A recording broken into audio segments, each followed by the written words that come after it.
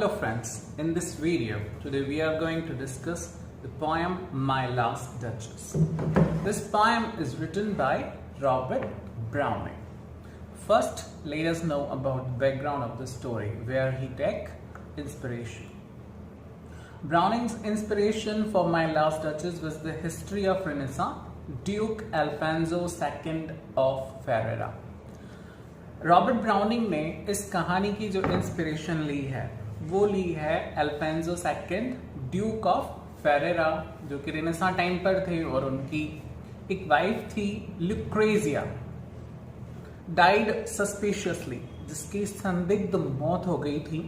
तो इस थीम को रॉबर्ट ब्राउनिंग ने अपना सब्जेक्ट बनाया है। तो Alfonso second Duke of Ferreira जो थे, उनकी वाइफ लुक्रेजिया, वो बिलोंग करती थी मेडिसी फैमिली को।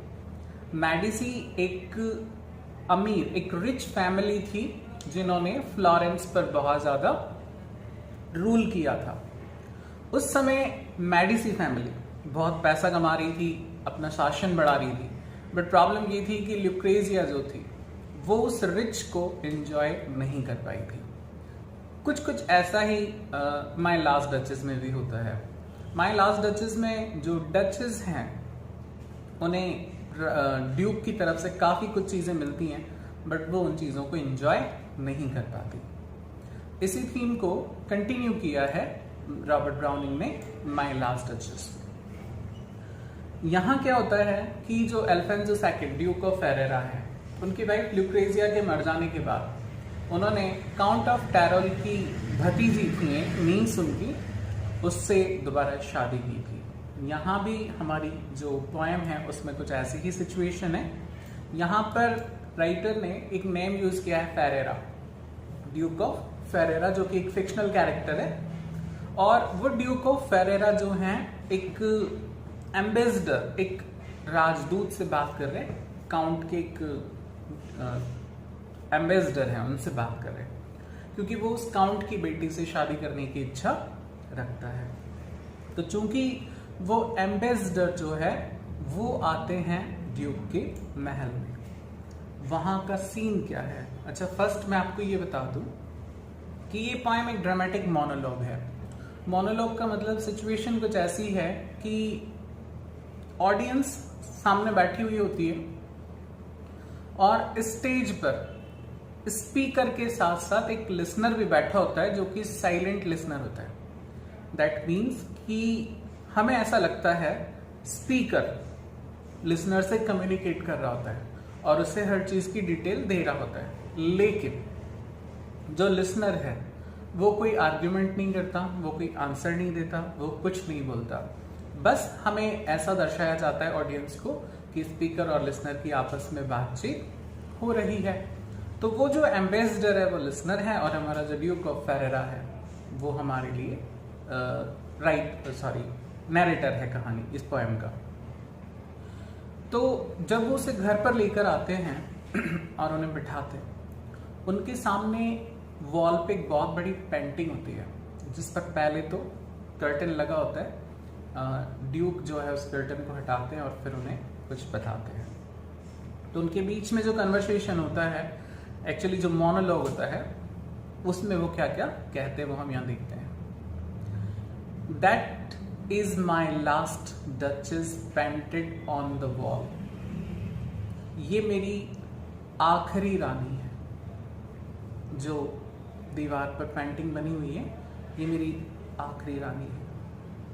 लुकिंग ऐसी नजर आती है, if she were alive, ऐसी नहीं लगती जैसे जिंदा हो, बिल्कुल रियल हो। I call, मुझे ऐसा ही लगता है, मैं इसे कहता हूं पीस अ वंडर, मुझे ये आश्चर्य का एक नमूना लगता है। नाउ अब देखो, फ्रा पैंडोल्फ्स हैंड वर्कड बिजीली अ डे। आप जानते हैं कि इसे बनाने में फ्रा पैंडोल्फ ने पूरा एक दिन बिताया था। फ्रा पैंडोल्फ के मेहनती हाथों को पूरा एक दिन लग गया था। फ्रेंड्स, मैं आपको बता दूं कि फ्रा पैंडोल्फ एक पेंटर के संदर्भ में आया है। रॉबर्ट ब्राउनिंग ने नाम इसलिए लिया क्योंकि एक सवाल उठता है पोएम में कि वो पेंटिंग किसके द्वारा बनाई गई और इसका आंसर ड्यूक को देना पड़ेगा, तो इसीलिए वहां पे एक इमेजिनरी नाम जो है वो ले लिया गया, फ्रा पैंडोल्फ। तो ड्यूक आगे बताता है एम्बेसडर को कि फ्रा पैंडोल्फ को पूरा 1 दिन लगा था इसको बनाने में। देयर शी स्टैंड्स, और वहां वो खड़ी हुई थी। Will you please sit and look at her, I said. मैंने पूछा था फ्रा पैंडोल्फ से कि क्या आप वहां नहीं बैठोगे, क्या आप इसे नहीं देखोगे? By design Fra Pandolf for never read strangers like you that pictured countenance. जिस तरह से फ्रा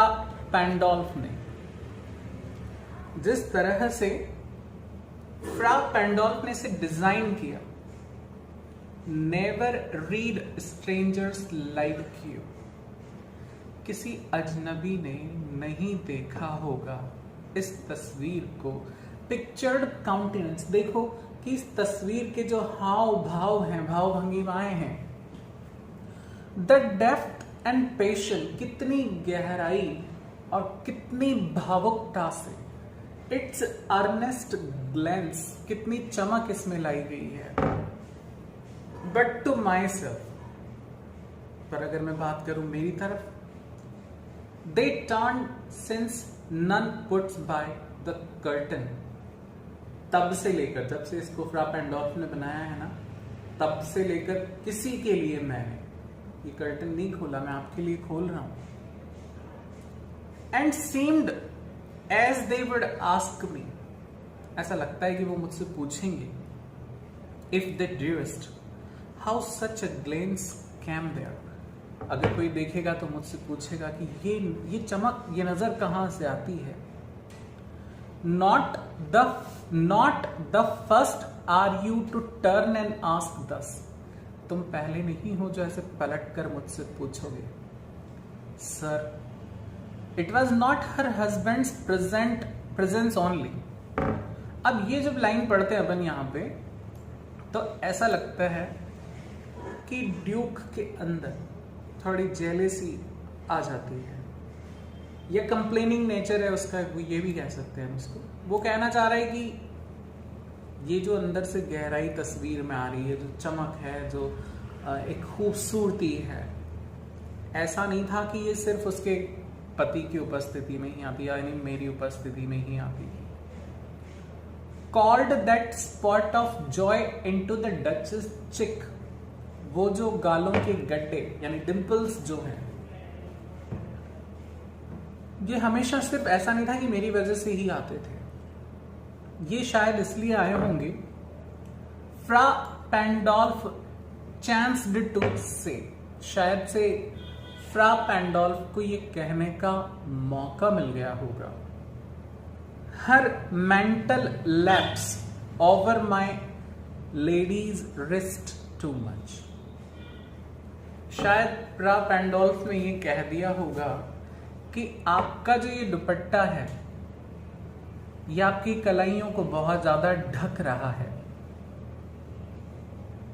शायद ऐसा हुआ होगा।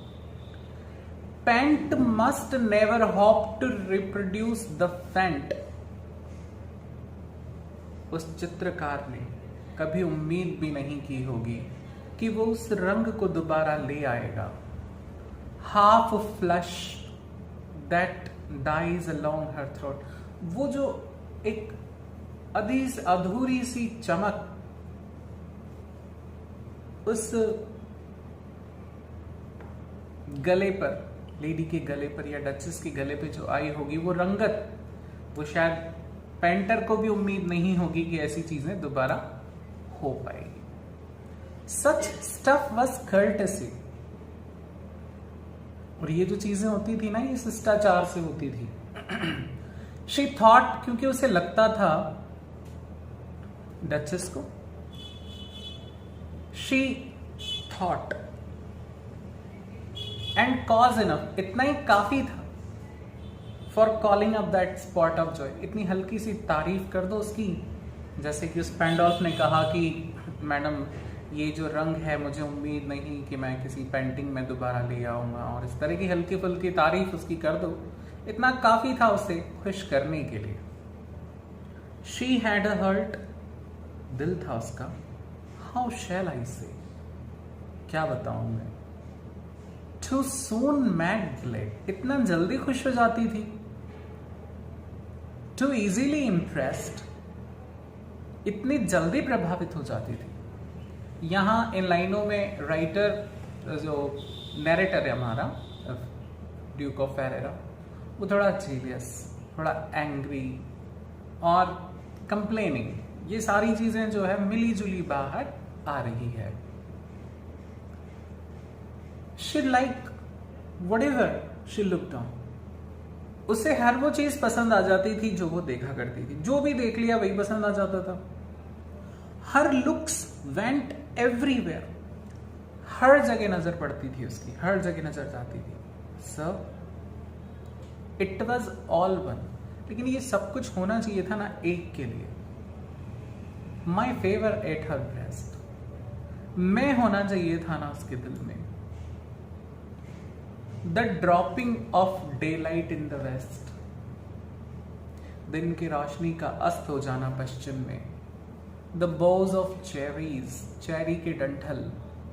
सम ऑफिशियस फूल, कोई विदूषक, कोई मूर्ख, broke in the orchard for her, किसी ने बगीचे से जाके उसके लिए डालियां तोड़ ली चेरीज की। द वाइट म्यूल, या फिर वो सफेद खच्चर। She road with the round the terrace, जिस पर वो सवारी किया करती थी छत पर, गोल गोल गोल गोल गोल।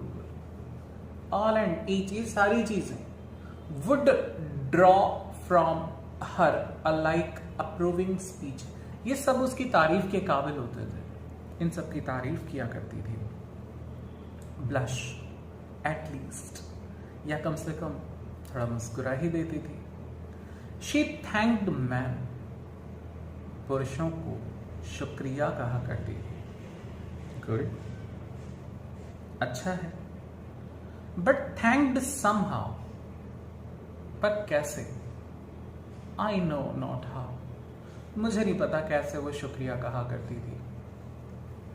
एज इफ, यूं मान लीजिए, she ranked my gift of a 900 years old name with anybody's gift। इस लाइन में ड्यूक ऑफ फेरेरा का प्राइड, ईगो जाग गया है।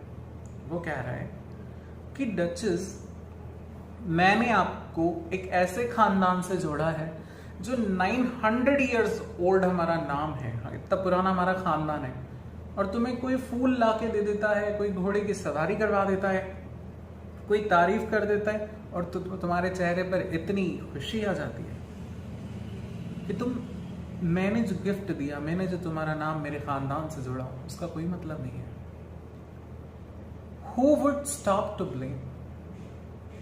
कौन इस आरोप को रोकेगा?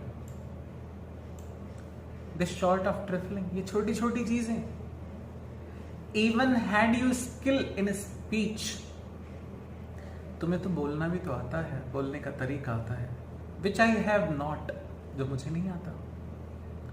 To make your will, तुम अपनी इच्छाओं को, quite clear to such an one, तुम किसी से भी अपनी इच्छाओं को खुलकर कह देती हो, साफ साफ कह देती हो। And say, और कहती हो just this or that, या तो ये या वो। In your disgust me, तुम मुझे भुला देती हो।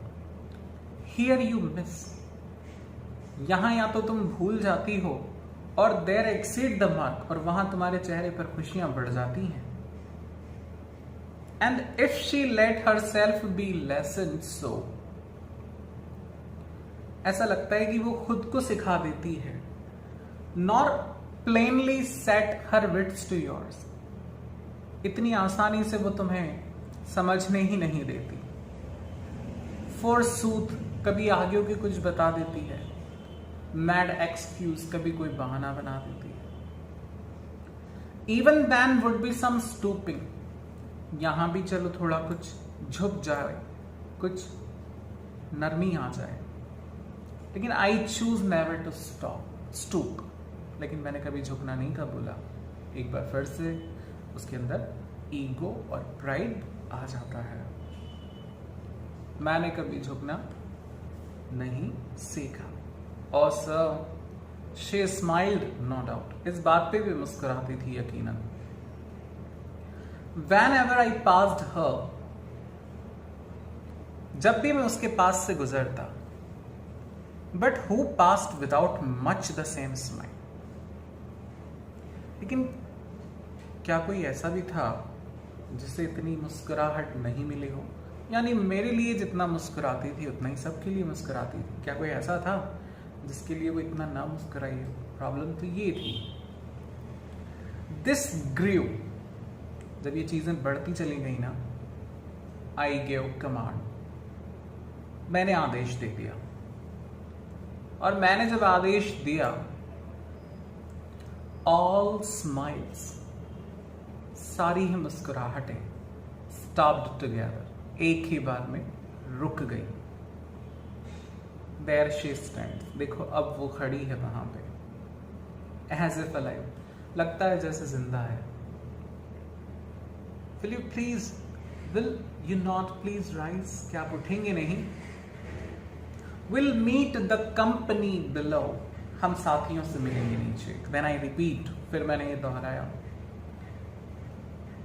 The count your master's non-munificence, तो है काउंट आपके जो स्वामी, आपके जो किंग हैं, उनका जाना पहचाना, म्यूनिफिसेंस मीन्स उनकी कर्टेसी, उनका शिष्टाचार, is ample warrant that know just pretence of mind for dowry will be disallowed. Is ample warrant, ये इस बात का एक खुला संकेत है, दैट नो जस्ट प्रिटेंस, कोई दिखावा नहीं है, ऑफ माइंड फॉर डावरी, मुझे कोई दहेज के लिए दिखावा नहीं करना, विल बी डिसअलाउड, ये इसकी अनुमति नहीं होगी। दो हिज फेयर डॉटर सेल्फ, उनकी जो अच्छी बेटी है, एज आई अवॉर्ड, जैसे मैंने कहा at starting, is my object, वो मेरी संपत्ति होगी, वही मेरा दहेज होगा, यूं समझ लीजिए। दैट मीन्स यहां पर जो किंग है वो ये प्रूव करना चाह रहा है कि वो पॉसेसिव कितना ज्यादा है किसी भी चीज को, वो एक लेडी को भी ऑब्जेक्ट की तरह ट्रीट करना चाहता है। नहीं, विल गो, नहीं तो हम चलते हैं टुगेदर डाउन सर, एक साथ नीचे चलते हैं। नोटिस नेपच्यून, अरे आप वो देखिए, नेपच्यून की एक प्रतिमा लगी हुई है वहां पे। नेपच्यून ये एक इजिप्शियन सी गॉड है, समुद्री देवता। टैमिंग अ सी हॉर्स, जो कि समुद्री घोड़े पर बैठे हुए। थॉट रेयरिटी, कितना अनमोल है। विच क्लोज ऑफ इंसबर्ग कास्ट, और वो जो मूर्ति है क्लोज ऑफ इंसबर्ग, वो बनी हुई है कांसे में मेरे लिए। ये भी एक फिक्शनल कैरेक्टर है, उसकी एक मूर्ति वहां पर राइटर जो ड्यूक ऑफ फेरेरा है वो अपने एम्बेसडर को दिखा रहे हैं। I hope you have liked this poem and you have understood what I'm saying, and if it is right, then like us. Thank you.